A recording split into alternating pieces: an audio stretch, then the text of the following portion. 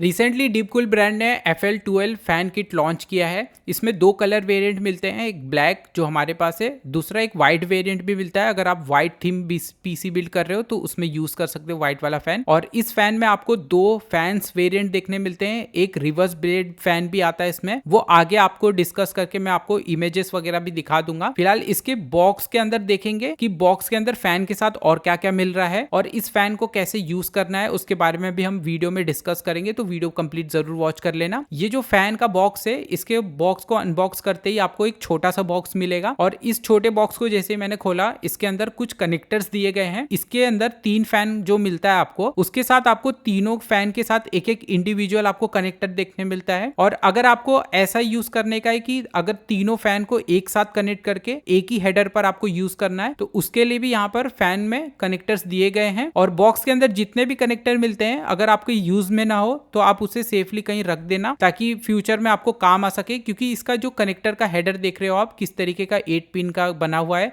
ऐसा कनेक्टर आपको जल्दी मिलेगा नहीं मार्केट में। फिलहाल ये जो कनेक्टर से जितने आप अगर फैन को किसी और लोकेशन में माउंट करना चाहते हो कैबिनेट में, तो एक सिंगल कनेक्टर का भी यूज करके आप फैन को किसी भी लोकेशन में माउंट कर सकते हो। ये चीज काफी अच्छी लगी मुझे। फैन की केबल की जो लेंथ है वो भी बहुत अच्छी खासी है। यहाँ पर स्क्रू वगैरह भी दिए गए हैं जिसकी मदद से आप फैन को कैबिनेट में माउंट कर सकते हो। फिलहाल ये जो हमारा फैन है, इसके मोटर्स वगैरह के बारे में हम बात करेंगे। सबसे पहले बिल्ड क्वालिटी बताओ तो बिल्ड क्वालिटी सॉलिड है। जितने भी बजट फैन देखते हो उससे काफी अच्छी बिल्ड क्वालिटी आपको डीपकूल के फैन में देखने मिलती है। ऑब्वियसली ब्रांड है तो मेंटेन तो करेगी। फिलहाल यहाँ पर मैं थोड़ा सा आपको एक्सप्लेन कर देता हूँ कि जो FL12 फैन है, इसके अंदर आपको एक रिवर्स ब्लेड वाला भी किट मिल जाता है। अगर आप साइड में माउंट करना चाहते हो जहां से आपको एयर इनटेक करवाना है कैबिनेट में, तो उस जगह पर आप रिवर्स ब्लेड वाले फैन को यूज करना, जो कि FL12 में आपको मिल जाएगा। और FL12 में जो नॉर्मल ब्लेड वाली फैन है जो एयर आउट करती है कैबिनेट से, उसको भी आप माउंट कर सकते हो। तो यहाँ पर लुक वाइज कोई भी आपको प्रॉब्लम फेस नहीं करनी पड़ेगी। बहुत लोग उल्टा फैन को लगाते थे पहले, तो इस तरीके का सब झंझट खत्म हो चुका है। फिलहाल इसके अंदर जो मोटर मिलता है वो बहुत अच्छी आरपीएम पे रन होता है, मैक्सिमम 2150 आरपीएम पर रन कर सकता है। और इसकी जो साउंड है बहुत स्मूथली रन करता है, तो इसमें आपको डेसिबल बहुत कम मिलती है। 33.9 डेसिबल तक आपको मैक्सिमम लोड पर फैन की आवाज आएगी, वो भी एयर की आवाज आएगी।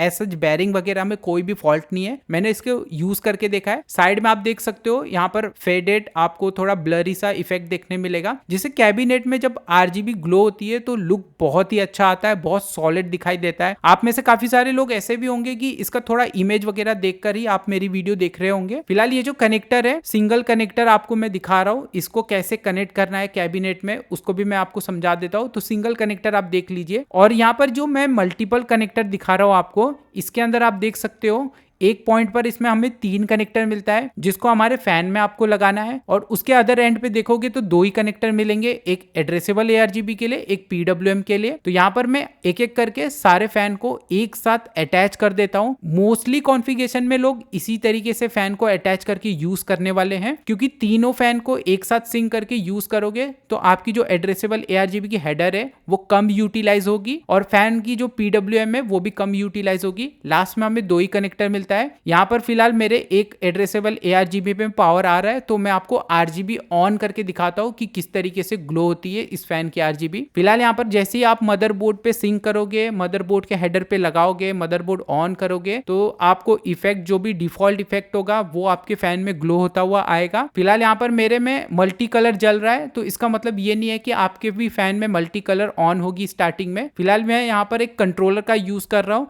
जिसकी मदद से मैं आपको थोड़ा सा डेमो दिखा सकूं कि इसकी जो RGB है, जो पूरा रिंग है, वो किस तरीके से ग्लो होता है। और एक्चुअल में देखो, अगर मैं RGB की रिंग्स की बात करूं तो ये काफी ज्यादा ब्राइट है, बहुत अच्छी खासी इसकी ब्राइटनेस है। अगर आप इसको फैन को माउंट करोगे अपने कैबिनेट में, तो कैबिनेट में डेफिनेटली एक बहुत ही अलग लुक आपको देखने मिलेगा। इसमें काफी सारे मल्टीपल इफेक्ट्स मैं आपको चलाकर बता रहा हूँ, जिससे आपको थोड़ा सा अंदाजा हो सके कि अगर आप कोई एक स्पेसिफिक इफेक्ट चलाना चाहते हो तो उसमें कैबिनेट का लुक कैसा आ रहा है। फिलहाल मैं साइड में भी आपको रख कर दिखा देता हूँ फैन में कि साइड में किस तरीके की एलईडी ग्लो होती है। नाउ यहाँ पर ब्रांड ने जितने भी एलईडी फैन में यूज किया है वो काफी ज्यादा ब्राइट है। उसके साथ साथ यहाँ पर ज्यादा राइट नाउ अभी हमने फैन के बारे में तो डिस्कस कर लिया है, लेकिन आपको थोड़ा इंपॉर्टेंट चीज में समझा रहा हूँ। ये जो फैन है इसको चलाने के लिए एक बात जरूर से याद रख लेना, अपने दिमाग में बैठा लेना, 3 पिन एड्रेसेबल ARGB हेडर होना ही चाहिए आपके मदरबोर्ड पर, या फिर आपके कैबिनेट के बैक साइड में कभी कभी कंट्रोलर दिया जाता है। अगर अच्छी ब्रांड का कैबिनेट यूज करोगे तो उसमें आपको बैक साइड में कंट्रोलर डेडिकेटेड मिलता है, जिसकी मदद से आप अपने फैन को वहां पर भी कनेक्ट करके सिंक करवा सकते हो। या फिर अगर आपका मदरबोर्ड अच्छा खासा है